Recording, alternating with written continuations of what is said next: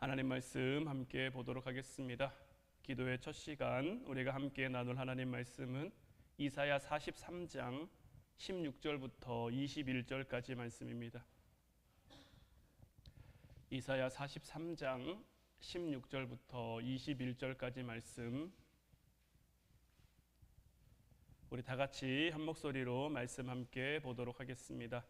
나 여호와가 이같이 말하노라. 바다 가운데의 길을, 큰 물 가운데에 지름길을 내고 병거와 말과 군대의 용사를 이끌어내어 그들이 일시에 엎드러져 일어나지 못하고 소멸하기를 꺼져가는 등불 같게 하였느니라.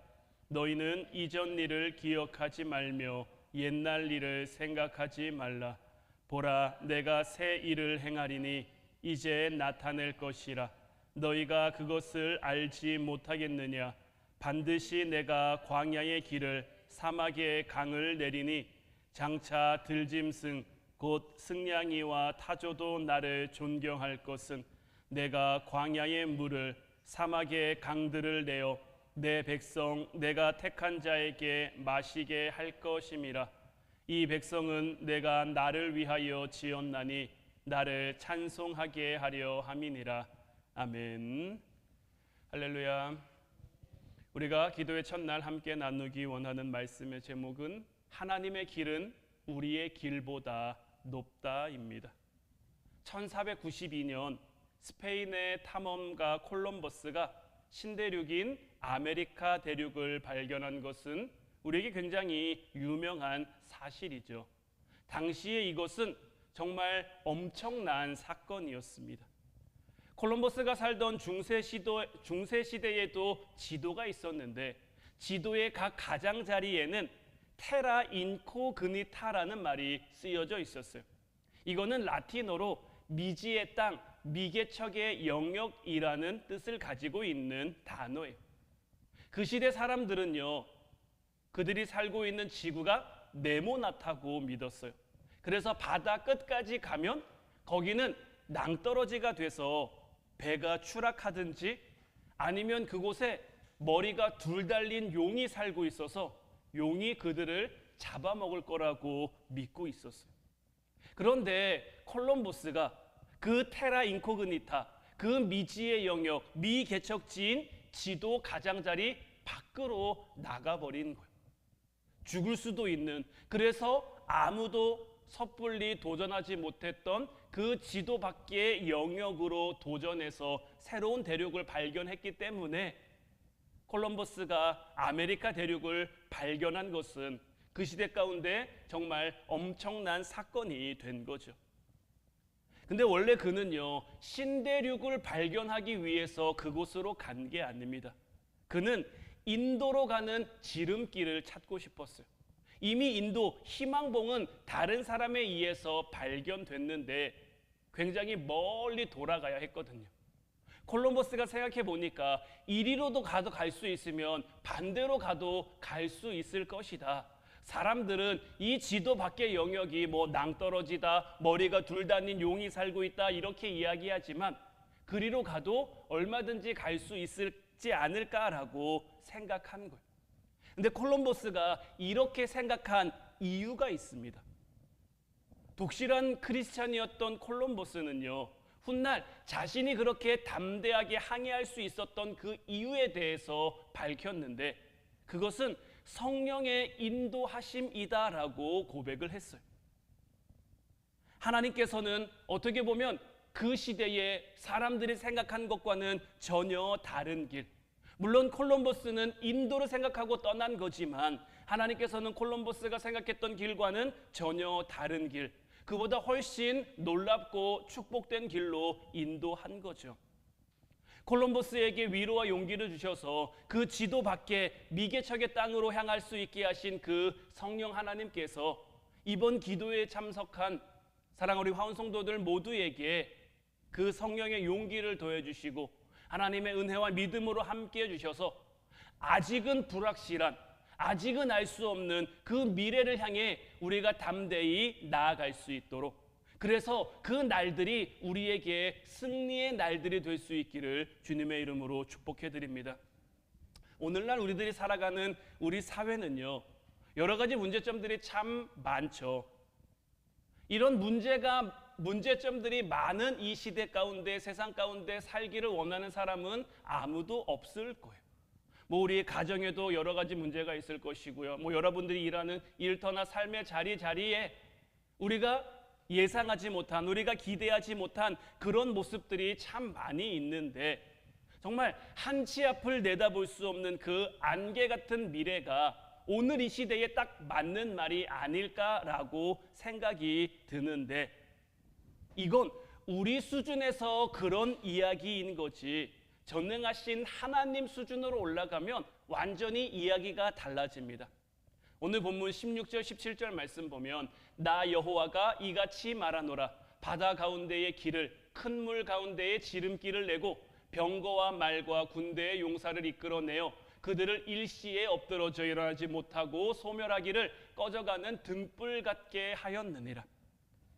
여기서 큰 물이라는 것, 바다라는 것은 이스라엘 백성들의 앞길, 출애굽한 이스라엘 백성들의 앞길을 가로막고 있던 홍해를 가리켜 말합니다. 홍해는 이스라엘 백성들에게 어떤 느낌이었을까요? 하나님의 인도하심 가운데 애굽에서 나왔단 말이에요. 구름 기둥이 인도하는 대로 그들이 왔는데 도착해 보니 앞에는 홍해가 가로막고 있고요, 뒤에는 애굽의 철병거가 쫓아오고 있어요. 그 앞에 선 이스라엘 백성들의 마음은 어땠을까요? 그들로서는 도저히 넘을 수 없는 그 태산과 같은 장벽입니다. 홍해도 넘을 수 없죠. 뒤에 있는 철병거도 이길 수 없죠. 정말 이러지도 저러지도 못하는 그 상황 가운데서 하나님이 그 바다 가운데 길을 뚫어주신다고 하시는 것. 하나님이 수를 보시는 것은요, 우리가 보는 것과는 차원이 다릅니다. 이스라엘 백성들이 100번 양보해서 하나님의 구원을 믿었어요. 홍해 앞에서 하나님의 구원을 믿었단 말이에요. 그들이 생각할 수 있는 최고의 수는 어떤 걸까요? 홍해 앞에서 뒤에 따라오고 있는 그 철병거 가운데서 그들이 생각할 수 있는 가장 좋은 수, 가장 으뜸인 수, 그들이 상상력을 동원했을 때 어떤 길이 뚫릴 수 있을 거다라고 그들이 생각할 수 있을까요? 저라면 뭐 어디선가 갑자기 하나님이 예비해 주신 배가 몰려와가지고 이스라엘 백성들을 뭐 건져간다. 이것도 사실 이스라엘 백성들이 200만 명쯤 되기 때문에 쉽지 않은 방법이지만, 그래도 이스라엘 백성들을 살리려면 어느 누가 감히 바다에 길이 생긴다고 생각을 할 수 있겠습니까? 이건 뭐 그 시대의 어떤 생각, 상황, 뭐 오늘날도 마찬가지죠. 우리가 쉽게 생각할 수 있는 그런 방법이 아니란 말이에요. 근데 하나님의 길은요, 항상 우리가 생각하고 있는, 우리가 생각할 수 있는, 우리가 상상할 수 있는 그 최고의 상상력을 늘 뛰어넘으시는 거예요. 그래서 하나님이 길을 내시면 모두가 놀랄 수밖에 없는 거예요. 아무도 가보지 않은 길이기 때문에 다들 쉽게 믿을 수는 없지만, 때로는 의심하기도 하지만 믿음으로 하나님을 바라보면요, 놀라운 길이 우리에게 펼쳐지는 거예요. 특별히 이번 기도의 주제가 하나님이 허락하시는 길이다라고 말씀을 드렸는데, 우리의 인생 가운데 우리가 하나님이 허락하시는 그 길을 걷는다면, 우리가 그 길을 걷고 있다면, 우리가 그 길을 걸을 수 있다면, 바다의 길도 내신 그 하나님께서, 큰 물 가운데 지름길을 내신 그 하나님께서 우리의 삶 가운데 정말 놀라움으로, 위대함으로 함께 하실 줄로 믿습니다. 그러니 자꾸 내가 생각하는 해결책으로 하나님 설득하려고 하지 말고, 하나님 이건 이래야 되지 않을까요? 하나님 이건 이래야 되지 않을까요? 하나님이 이 사람이 변하려면 이렇게 돼야 되지 않을까요? 하나님이 이 문제가 해결되려면 이렇게 해야 되지 않을까요? 자꾸 내 생각을 하나님 앞에 강요하고 하나님 앞에 설득하지 말고요, 우리가 기도할 때 하나님, 우리가 모르는 길을, 우리가 아직 깨닫지 못한 길을, 우리가 아직 생각지 못한 길을 우리에게 보여주시옵소서. 하나님이 허락하시는 그 길을 우리가 믿음으로 걷게 하옵소서. 우리는 이렇게 기도하며 나아가야 되는 거예요. 게다가 하나님이 내시는 그 길은 어떤 길입니까? 그냥 바다 가운데 생기는 길이 아니고요, 큰 물 가운데 생긴 지름길입니다. 여러분들, 지름길은 어떤 길입니까? 빨리 갈 수 있는 길이죠. 비록 홍해라는 그 무서운 바다 가운데를 건너는 길이기는 합니다. 홍해를 건너는 그 장면을 제가 머릿속으로 그려보고 상상해 보면요, 하나님께서 바다를 벽처럼 만들어 주셨잖아요. 그럼 내가 걷고 있는데 옆에는 지금 뭐가 있는 겁니까? 바다가 있는 거죠. 물이 있는 거죠. 그 길을 걸으면서 사실 두려운 마음은 들 수 있을 것 같아요. 이 물이 쏟아지면 어떻게 됩니까? 바다 한가운데서 이 물이 쏟아지면 어디 도망할 데도 없는 거예요. 그렇기에 때로는 무섭고 때로는 두려운 길처럼 우리에게 여겨지기도 하지만, 그 하나님이 허락하시는 그 길이 우리가 생각할 수 있는 그 정상적인 경로로 가는 것보다 훨씬 빠른 길이 되고 훨씬 위대한 길이 되는 거예요. 하나님께서 광야의 길을 낸다고 하실 때도 그래요. 하나님이 만들고 인도하시는 그 길이요, 당장은 고난의 길처럼 우리에게 여겨질 수도 있어요. 시련의 길처럼 우리에게 보여질 수도 있어요. 하나님이 우리 가정을 빨리 세워주셨으면 좋겠는데, 하나님이 뭐 내 남편을, 내 아내를, 내 자녀들을, 내 형제들을, 내 이웃들을 빨리 구원해 주셨으면 좋겠는데, 그들이 구원으로 이르는 그 길이 참 더디게 여겨지도록 그렇게 느껴질 때가 많단 말이에요. 여러분들, 노아가 방주를 만들었는데 몇 년 동안 만들었습니까? 노아는요, 방주를요 100년 동안 만들었어요. 하나님이 100년 전에 노아에게 나타나셔서 내가 이제 큰 비로 이 땅을 심판할 것이다. 그러니 너는 산 꼭대기에다가 배를 만들어라. 뚝딱뚝딱. 뭐 그 시대엔 뭐 기술이 발전하지 않아서 혼자 그 스스로의 힘으로 나무도 베어야 되죠. 그 나무를 다듬어야 되죠. 또 그 배를 만들어서 하나님이 역청을 안팎으로 다 칠하라고 했으니까 역청을 발라야 되죠. 하루가 가고 이틀이 가고 1년이 가고 10년이 가고, 배는 점점 만들어져 가는데, 배는 점점 완성되어져 가는데 비가 올 기미는 있습니까? 없습니까? 사람들이 시집가고 장가가고 그들 먹고 마시고 하고 싶은 거 다 해도요, 비가 내릴, 홍수가 일어날 그 기미조차 없는 거예요. 노아는 그 시간을 어떻게 버틸 수 있었을까요? 노아는 그 시간을 어떻게 견딜 수 있었을까요? 사람들이 노아를 어떻게 생각했을까요? 그 시대 가운데 그냥 말 그대로 그냥 미친 사람이라고 여겨졌을 거예요. 말도 정신 나간, 나이나 젊습니까? 나이도 굉장히 노인의 나이대에 그 배를 만들었단 말이에요. 정신 나간 노인네, 미친 할아버지, 이런 얘기가 아마 노아에게 들린 이야기였을 텐데, 노아는 그 길을 어떻게 걸어갑니까? 하나님이 나에게 허락하신 길이라고 믿기 때문에 그 길을 묵묵히 걸어갈 수 있는 것. 주변에서 핍박해도요, 주변에서 모욕해도요, 주변에서 비난해도요, 주변에서 조롱해도요, 그런 것들이 아무런 위협이 되지 않는 거예요. 왜냐하면 하나님이 허락하시는 그 길을 걸어가고 있으니까요. 지금 당장은 하나님이 우리에게 허락하신 그 길이 고난의 길 같고, 시련의 길 같고, 때로는 패배하는 길 같고, 늦게 가는 길 같고, 뒤처지는 길 같지만, 하나님의 때가 이르면, 하나님의 역사가 나타나면요, 전혀 그렇지 않은 거예요. 이사야 55장 8절 9절 말씀 보면, 이는 내 생각이 너희의 생각과 다르며 내 길은 너희의 길과 다름이니라.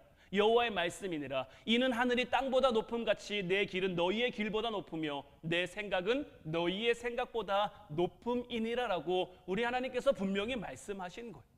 하나님을 믿고요, 하나님의 손을 잡고요, 느리더라도 묵묵히 한 걸음 한 걸음 걸어가다 보면요, 폭풍이 몰아치는 그 길 같았는데, 고난이 가득한 그 길 같았는데, 내가 생각했던 길보다 훨씬 빠른 지름길이었다라는 것을 우리는 알 수 있게 되는 거예요. 그래서 우리는요, 우리의 인생을 바라볼 때요, 하나님의 시각을 가지고 바라볼 수 있어야 되는 거예요. 요셉의 삶을 보면 어떻습니까? 요셉은 어린 나이에 애굽의 노예로 팔려가죠. 애굽 노예로 팔려가기 전에 요셉이 꿈을 꿨죠. 형들이 만든 곡식 집단과 요셉이 만든 곡식 집단이 있는데, 형들이 만든 그 곡식 집단이 요셉이 만든 곡식 집단에게 절하는 꿈. 해와 달과 11별이 있는데 자기의 별에게 절하는 꿈. 요셉이 애굽의 노예로 팔려가면서 그 꿈이 이루어질 것이다 라고 상상할 수 있었을까요? 요셉이 만약 그곳에서 그대로 자랐다면요, 부잣집 아들로 귀여움 많이 받으면서 예쁨 많이 받으면서 아마 잘 먹고 잘 살았을 거예요. 그런데 애굽의 노예로 팔려갔단 말이에요. 노예가 괜히 노예입니까? 한 번 노예면요 평생 노예입니다. 노예가 결혼해서 자식을 낳았어요. 그 자식은 뭡니까?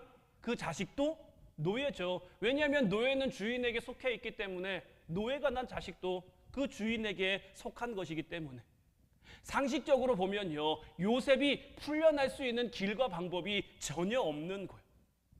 고향으로 돌아가 아버지와 가족들을 다시 만날 수 있다라는 그 희망조차, 그 소망조차 갖기 힘든 처지로 요셉이 전락해 버렸단 말이에요. 그럼에도 이 요셉이 보디발 장군 집으로 팔려가 그곳에서 열심히 성실히 일했더니 조금 형편이 나아지는 듯 했어요. 그런데 어떻습니까? 또 억울한 누명을 쓰고 감옥에 끌려가잖아요. 요셉은 아마도 자신의 인생이 끝없는 절망으로 내려가고 있다고 생각했을 수도 있어요. 물론 하나님의 함께하심 그것을 놓지 않았지만 하나님이 나를 보고 싶다는 그 믿음은 잃지 않았지만 그래도 주어진 현실이 너무 무거우면요 너무 버거우면요 저도 제가 하나님이 저와 함께 하신다는 거 알아요. 이거에 대해서 한 번도 의심하거나 한 번도 흔들린 적 없어요. 근데 제게 주어진 문제가요 좀 크면요 그 문제에 대해서 좀 고민하고 생각하다 보면요 아 이게 정말 이루어질 수 있을까? 이게 정말 될 수 있을까? 하나님이 안 하실 거라고 생각하는 게 아니에요. 하나님이 하실 거라고 생각함에도 불구하고요 때로는 그게 내게 무거운 짐처럼 내게 부담스러운 십자가처럼 여겨질 때가 있단 말이에요. 그래서 자꾸 고민하게 되고 자꾸 근심하게 되고 그래서 제가 얼마 전에 기도원을 다녀왔는데 제가 기도원에 다녀온 이유도 이런 것 때문인 거예요. 기도회를 앞두고 있고 제가 여러분들에게는 하나님이 함께 하시니 근심하지 말아야 됩니다. 걱정하지 말아야 됩니다. 이렇게 설교하고 있는데 정작 저는 근심하고 걱정하고 있는데 이런 걱정하고 있는 내 모습이 근심하고 있는 내 모습이 하나님 앞에서 참 부끄러운데 이걸 제가 스스로 이겨낼 방법이 없는 거죠. 그래서 기도해야겠다 싶어가지고 기도원에 가서 열심히 기도하고 또 참 하나님이 놀라운 게 뭐냐면요 제가 기도원에 그렇게 갔잖아요. 요새는 기도원에 그 오살리 기도원을 제가 다녀왔는데 오살리 기도원이 그래도 우리나라에서 제일 큰 기도원 가운데 하나란 말이에요. 제가 낮에 2시 반 집회부터 참석했는데 2시 반 집회에 들어가니까요 한 100명 남짓 앉아있더라고요. 오살리 기도원 진짜 큰 기도원이거든요. 몇만 명도 수용할 수 있는 그 기도원에 100명 남짓 앉아있어요. 얼마나 횡합니까?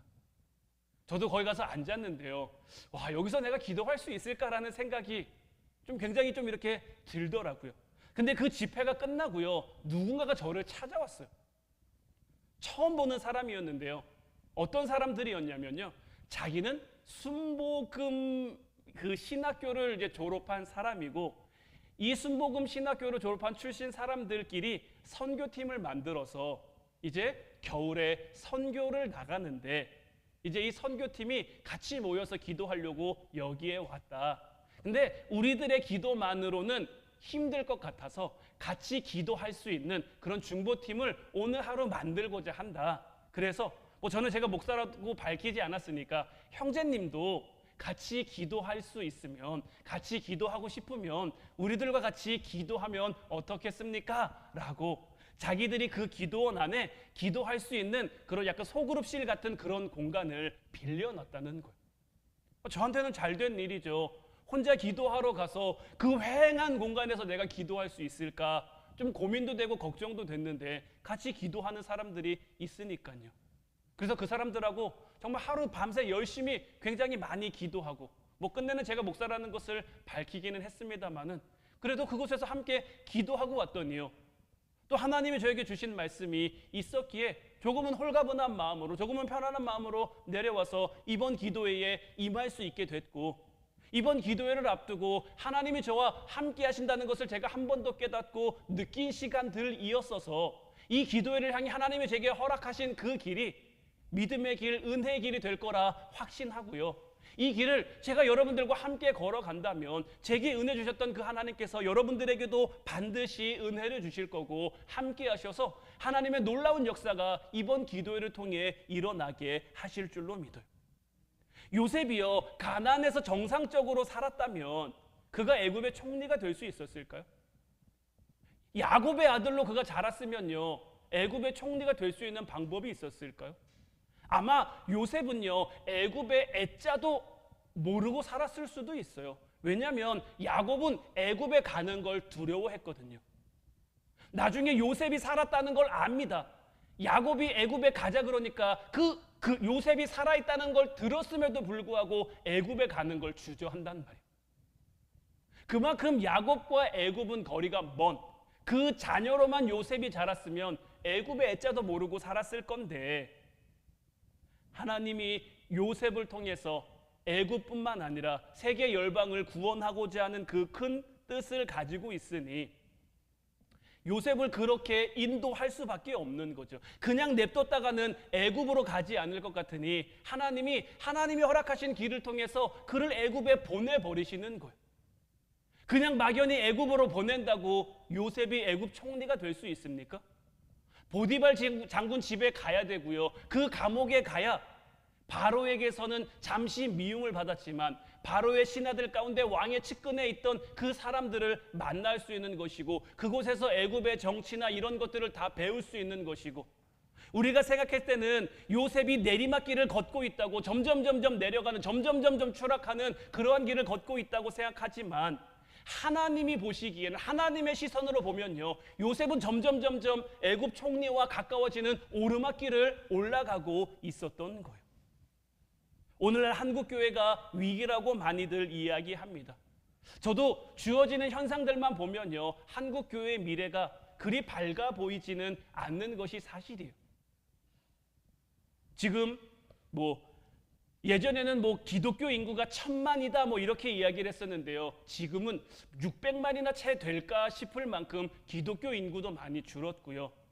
또 시골에 있는 교회들은, 도시에 있는 교회들은 그나마 좀 낫지만 시골에 있는 교회들은요, 다 이제 연령대가 많이 높아져서요, 한 20년, 30년 지나면요, 없어질 교회, 문 닫을 교회들도 굉장히 많은 것이 사실이에요. 하지만 제가 늘 여러분들에게 말씀드리는 것처럼 하나님이 세우신 교회는요, 결코 무너지거나 결코 망하지 않아요. 하나님께서 마치 엘리야 시대에 7,000명을 준비시켜 놓으셨던 것처럼 하나님의 강한 용사들을요, 지금도 이 시대 곳곳에 하나님이 준비시켜 놓으셨을 것이고요, 그들을 통해서 한국교회를 세워가시고 한국교회를 통해서 이 땅의 구원과 이 땅의 구원을 이뤄가실 거예요. 그래서 우리가 전혀 알지 못하는 그런 부흥의 스토리들을 하나님이 만드실 것이고, 저는 우리 성도님들도, 우리 교회도 그런 하나님이 쓰시는, 하나님이 준비시키는 그런 교회 가운데, 그런 성도님들 가운데 하나가 될 수 있었으면 좋겠어요. 그렇게 되기 위해서 우리에게 중요한 것은 뭐냐면요, 하나님의 길을 우리가 걸어갈 때 우리가 가진 거 보면 안 됩니다. 우리가 가진 것이 없어서 남들보다 좋은 길을 가지 못한다, 우리가 배우지 못해서 남들보다 좋은 길을 가지 못한다, 이건 하나님 앞에서 굉장히 틀린 생각이거든요. 알리바바라는 그룹이 있어요. 중국 그룹인데 이 창업자가 마윈이라는 회장입니다. 근데 이 마윈 회장은요, 명문대를 나오지도 않았고요, IT 분야를 전공하지도 않았습니다. 가난한 집안에서 태어났고요, 평범한 영어 강사로 살고 있었어요. 그랬던 그가 이 알리바바라는 회사를 창업하고 15년 만에 중국을 넘어선 세계적인 기업으로 성장을 시켰단 말이에요. 이 마윈 회장이 스탠포드 대학에서 강의를 할 때 굉장히 좀 재미있는 말을 했는데, 자기가 성공할 수 있는 비결이 3가지가 있는데, 자기가 성공할 수 있던 비결 3가지가 뭐냐? 첫 번째는 돈이 없었다, 두 번째는 기술이 없었다, 세 번째는 계획이 없었다. 나에게는 이 3가지가 없었기 때문에 성공할 수 있었다라고 이야기를 한 거예요.